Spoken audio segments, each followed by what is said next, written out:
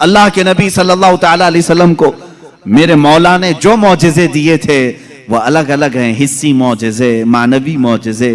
आप सल्लल्लाहु ताला अलैहि वसल्लम का सबसे बड़ा मौजिज़ा क्या है, मैं उसको आखिर में अर्ज करता हूं, लेकिन एक बात याद रखें, हुजूर की पूरी जिंदगी मौजिज़ा है, सब पूरी जिंदगी मौजिज़ा है। आपके जो बयानात हैं वो हदीसें, वो मौजिज़ा हैं। हुजूर पाक सल्लल्लाहु ताला अलैहि वसल्लम का चलना फिरना उठना बैठना सब मौजिज़े की शक्ल में है, इसलिए कि इस तरह की चीजें आम आदमी कर नहीं सकता। जो ये दावा करे कि मैं हुजूर के बराबर हो सकता हूं, मुआज़ल्लाह रब्बिल आलमीन, उसको आज हमारा बयान जरूर सुनना होगा। मौजिज़ात मुस्तफ़ा सल्लल्लाहु ताला, एक एक चीज हुजूर सल्लल्लाहु ताला अलैहि वसल्लम की जिंदगी पूरी कायनात को आज भी चैलेंज कर रही है, आजिज करके रखी है। तू कौन सी खेती से निकलकर बराबरी का दावा करता है?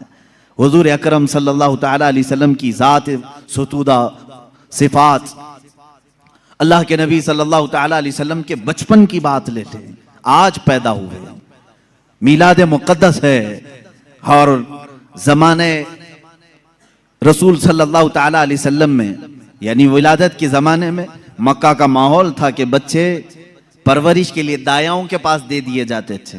वजह यह थी कि बच्चा शहर की गहमा गहमी से दूर रहे, उसकी जुबान महफूज रहे। देहात वालों की जुबानें वहाँ अच्छी होती थी, अरबी, और शहर में होता यह था कि हर जगह के लोग मक्का में आते थे, मिक्स ना हो जाए। तो मक्का वाले खास तौर पर अपने बच्चों की जुबान की हिफाजत के लिए शुरू के चंद दिन किसी दाया के पास रखते थे। रसूल करीम सल्लल्लाहु ताला अलैहि वसल्लम जब पैदा हुए, ये वही ज़माना है जब बनु साद कबीले की दाया औरतें हैं।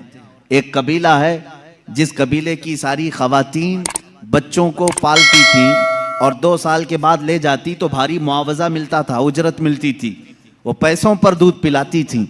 इसी एतबार से बनु साद कबीले की खवातीन मक्का में आई। उन्हीं खवातीन में एक हलीमा सादिया भी हैं।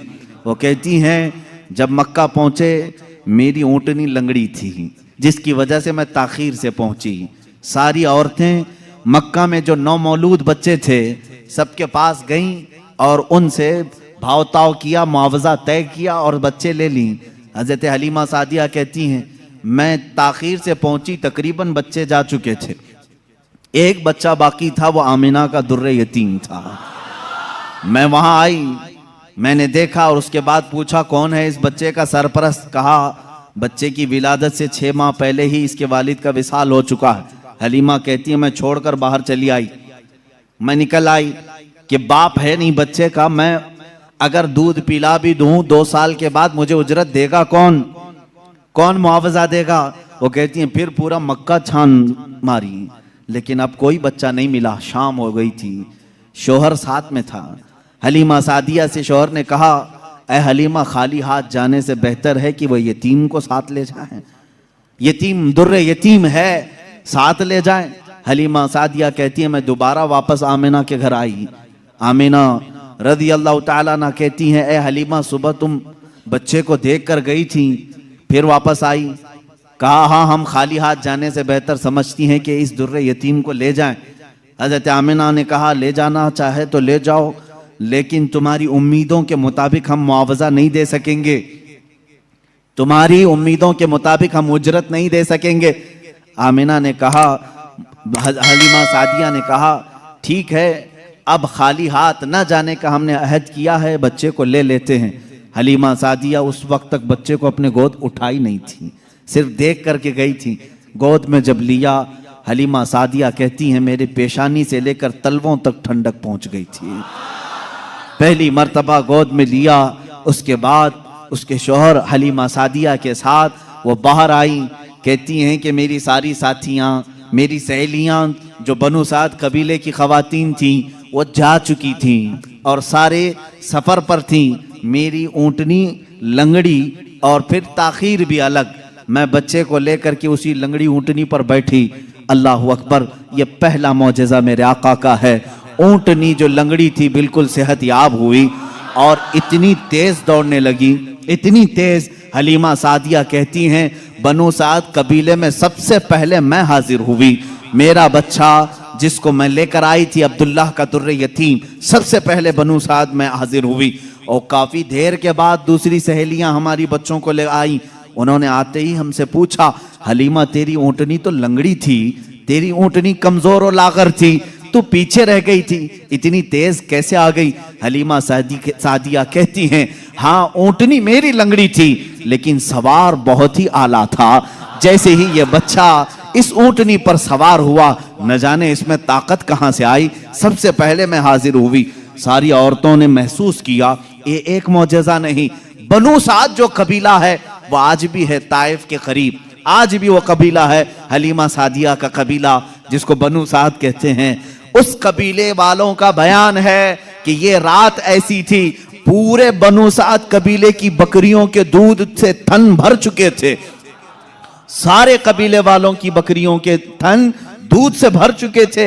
हलीमा सादिया कहती हैं, जब मैं बच्चे को घर में ले आई तो अजीब सी राहतें और बरकतें और हवाएं चलने लगी। लोगों ने महसूस किया आज तक बनु साद कबीले में ऐसी खुशगवार हवाएं आई नहीं थी, लेकिन लोगों ने बाद में ये महसूस किया ये हलीमा सादिया के घर जो बच्चा आया है उसी की बरकतें हैं। एक के बाद दीगरे लोगों ने मौजज़े देखे भी। हलीमा सादिया की जो बेटी हैं शैमा, जो हुजूर सल्लल्लाहु अलैहि वसल्लम की दूध शरीक बहन है, हुजूर की दूध शरीक बहन है, वो कहती हैं मैं मोहम्मद सल्लल्लाहु ताला अलैहि वसल्लम को गोद में लेकर रात में बैठती थी, 1 साल के नहीं थे, 9 माह के थे, जब मैं गोद में लेकर बैठती थी, तारीक रातें हों या उजाली रातें हों, खुले आसमान के नीचे मैं आकर बैठती। मोहम्मद अरबी सल्लल्लाहु अलैहि वसल्लम की परवरिश में हलीमा का घराना लगा है। कहती हैं हम मालदार नहीं थे, खेल खिलौने वाली चीजें हमारे घर नहीं होती थी, लेकिन शैमा कहती हैं जब मोहम्मद मेरी गोद में होते, रात को 14वीं का चांद चमक रहा होता और मोहम्मद सल्लल्लाहु अलैहि वसल्लम गोद से उंगली को यूं उठाते, चांद इधर चला जाता, कभी चांद इधर जाता, गोद में उंगली जिस तरफ करते वो चांद उधर ही झुक जाता था। आला हजरत इमाम इश्क व मोहब्बत फाजिल बरेलवी रदी अल्लाह ताला अन्हु यूं फरमाते हैं, चांद झुक जाता उधर, उंगली उठाते महद में, क्या ही चलता था इशारों पर खिलौना नूर का, क्या ही चलता था इशारों पर खिलौना नूर का। सुबह तैबा में हुई बटता है बाड़ा नूर का, सदका लेने नूर का आया है तारा नूर का। अजीजा ने गिरामी, खिलौना बना है कौन?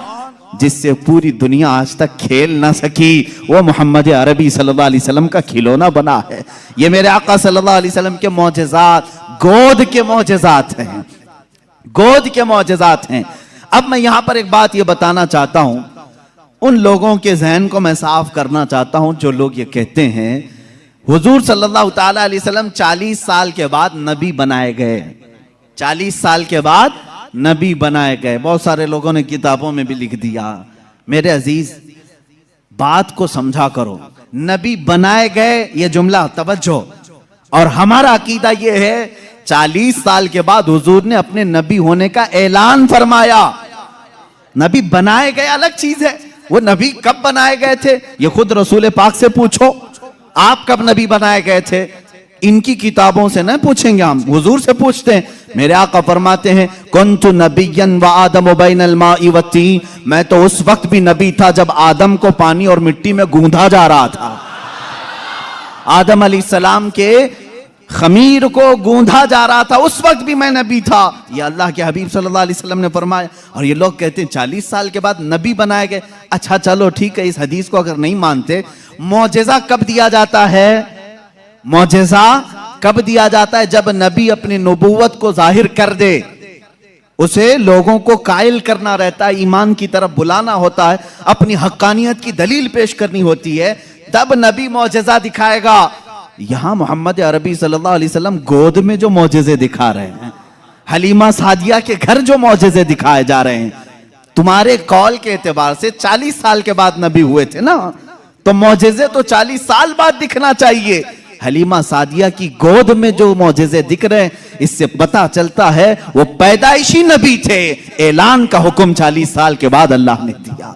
वो नबी नबूवत लेकर के दुनिया में आए।